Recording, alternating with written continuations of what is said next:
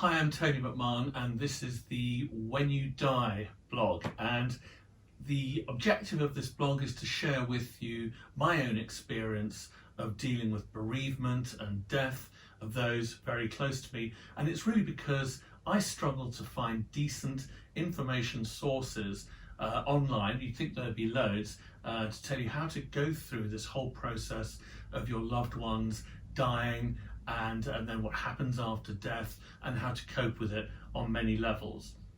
Now, what I want to talk about today, it's going to be a fairly short vlog, but it's actually about what to do with urns when your loved ones are returned to you and the ashes come back to you. My mother's urn is already here. It's been here for 5 years. My father's remains will be returned from the crematorium soon.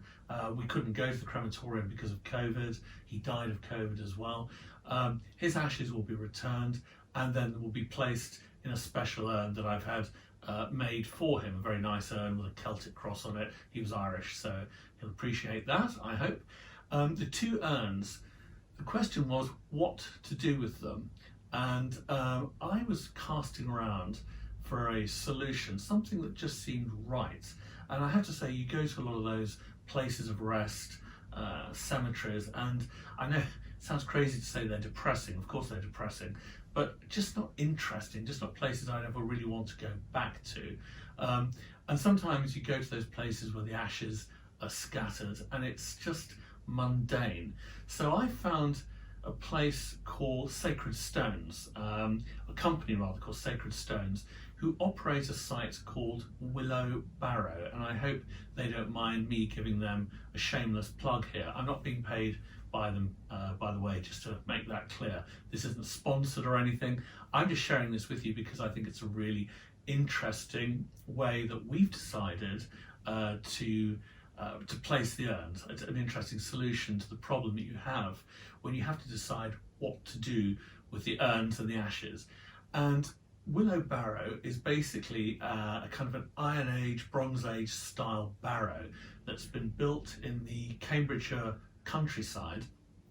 And when you go into the barrow, the kind of, as I say, this kind of Neolithic style barrow, there are just loads of niches. It looks like a bit like an ancient dovecot inside. Lots and lots of niches that you can walk around, and you can basically hire a niche to put one or more urns into for a period of 15, 25 years.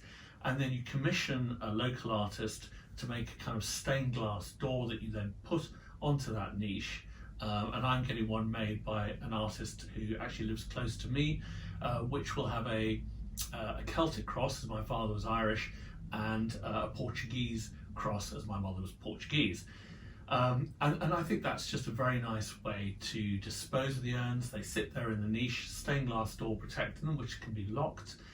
Some people like to take the urns out, apparently. Not really my bag. Happy to have them staying there, but I think it's just a beautiful setting. And for me, it just solved a problem of where to put the urns. Where would be dignified, where would be interesting, where would be somewhere that I'd want to go and visit. And I just saw this place. It was recommended by a friend. I love history anyway, so the idea of putting my parents in an Iron Age barrow just massively appealed. So that solved my solution. I'd be interested to know where you've placed urns, whether you've come up with any innovative answers, but that was my solution to the problem. Anyway, look forward to speaking to you again soon. Bye-bye for now.